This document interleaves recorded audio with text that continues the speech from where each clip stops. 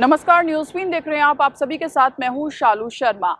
RBI की तरफ से 19 मई को एक गाइडलाइन जारी की गई थी और उस गाइडलाइन में कहा गया था कि अगर किसी के पास भी 2000 रुपए के नोट हैं तो वो 23 मई यानी कि आज से 30 सितंबर तक यानी कि 4 महीने का समय दिया गया है और इस 4 महीने के बीच में आप बैंक में जाकर 2000 रुपए के नोट बदलवा सकते हैं या फिर अपने अकाउंट में जमा करवा सकते हैं। लेकिन लोगों के ज़हन में जो सवाल उठ रहे हैं वो ये कि इसके पीछे जो गाइडलाइंस है वो आखिरकार क्या है, क्योंकि हमने देखा था जब नोटबंदी हुई थी तो नोटबंदी के दौरान बैंकों के बाहर लंबी लंबी कतारें लग गई थी, लेकिन अब ऐसा कुछ देखने को नहीं मिल रहा है।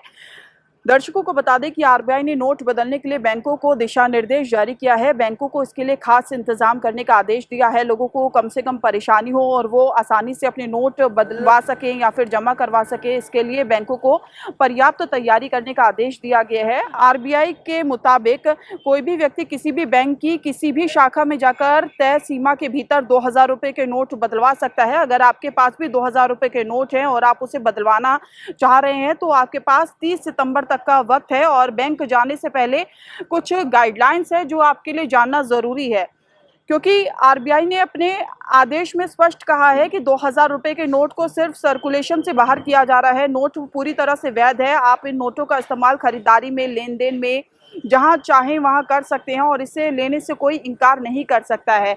और लोगों के मन में ये भी सवाल है कि 2000 रुपए के नोट बदलने का जो नियम है वो आखिरकार क्या है। तो ये जानने के लिए आज हम खुद बैंक के बाहर खड़े हुए हैं और मेरे पास में ये 2000 रुपए का नोट है और ये लेकर मैं जाऊंगी यस बैंक में और आपको बताऊंगी कि क्या कुछ यहाँ पर नियम है, क्या कुछ गाइडलाइंस है यस बैंक की, और नोटिस भी यहाँ पर यस बैंक की तरफ से चस्पा किया गया है। मैं जाऊंगी यस बैंक के अंदर और दर्शकों को बताऊंगी।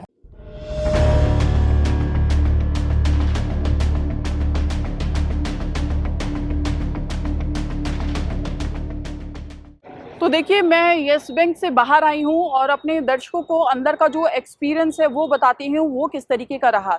देखिए, मैं 2000 रुपए का नोट लेकर गई थी, जैसे कि मैंने आपको दिखाया भी, और 2000 रुपए के मेरे को ये एक्सचेंज दे दिए गए हैं। 200 रुपए के नोट मेरे को दिए गए हैं बैंक की तरफ से एक्सचेंज में, और एक फॉर्म फिल करने के लिए कहा गया। वो फॉर्म तब फिल करना होता है अगर आपके पास 4000 से ज़्यादा यानी कि 2000 रुपए के जो दो नोट है उससे ज़्यादा अगर पैसे हैं तो उसके लिए आपको एक फॉर्म फिल करना होता है। और फॉर्म आप देख सकते हैं साइट में, फॉर्म स्क्रीन पर आपके चल रहा है। ये फॉर्म है, ये पूरा इसमें डिटेल आपको देनी होगी। अगर आप 4000 रुपए से ज़्यादा का अमाउंट अगर आप किसी बैंक में जमा करवा रहे हैं या फिर आपको एक्सचेंज करवाना है तो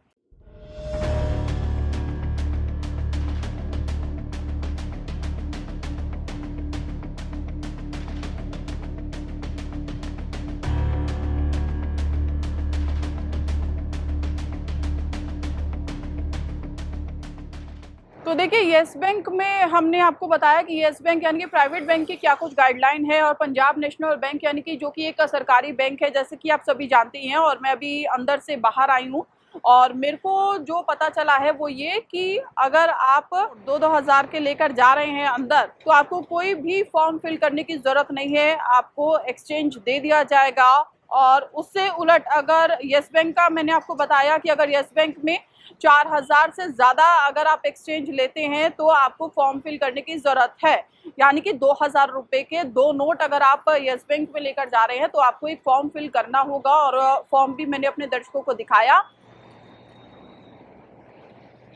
तो देखिए, हम यस बैंक में गए, पंजाब नेशनल बैंक में गए और अब हम आ रहे हैं एचडीएफसी बैंक से, जसोला शाखा में है, जो कि यहाँ पर हमें कुछ अलग गाइडलाइन देखने को मिली। आरबीआई की तरफ से कहा गया है कि अगर आप 2000 रुपए के 10 नोट अगर आप एक्सचेंज करवाते हैं किसी भी ब्रांच में, अगर आप चले जाइए, किसी भी बैंक में चले जाइए, तो उधर आपको कोई भी आईडी प्रूफ देने की ज़रूरत नहीं है। लेकिन एचडीएफसी बैंक में इससे उलट हमें देखने को मिला।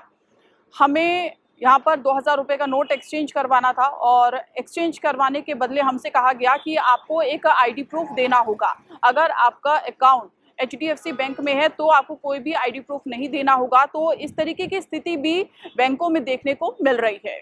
तो चलिए अब हम चलते हैं पेट्रोल पंप पर, और पेट्रोल पंप पर दिखाते हैं आपको अगर हम 2000 रुपए का नोट अगर वहाँ के वर्कर को दे रहे हैं तो वो लेते हैं कि नहीं। चलिए। देखिए, इस वक्त हम पेट्रोल पंप पर मौजूद हैं और हम यहाँ पर 1000 रुपये का पेट्रोल भरवा रहे हैं और देखेंगे कि 2000 रुपये का नोट लेते हैं कि नहीं लेते हैं। ये 2000 रुपये का नोट है, 1000 रुपये का मैंने पेट्रोल भरवाया है।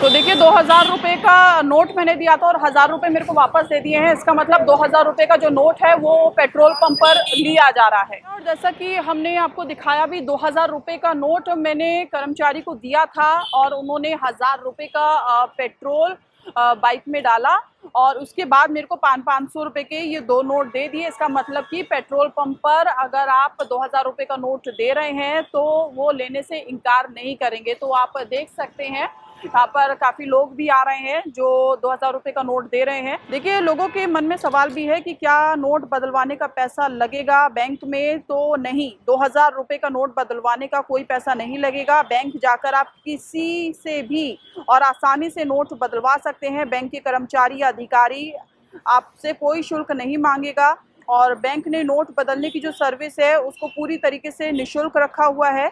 इसके लिए आपको बता दें कि टेंशन लेने की या कोई घबराने की ज़रूरत नहीं है, क्योंकि हमने देखा था जब नोटबंदी हुई थी तो बैंकों के बाहर लंबी लंबी लाइनें लग गई थी और जो लोग हैं वो पैनिक करने लगे थे। तो आज से जो 2000 रुपये के नोट हैं वो आप बदलवा सकते हैं। 30 सितंबर तक का समय है, 4 महीने की समय सीमा दी गई है, तो इसमें आसानी से आप नोट बदलवा सकते हैं। दिल्ली से अपने सहयोगी अमित शर्मा के साथ मैं शालू शर्मा, न्यूज़ बीन के लिए नमस्कार।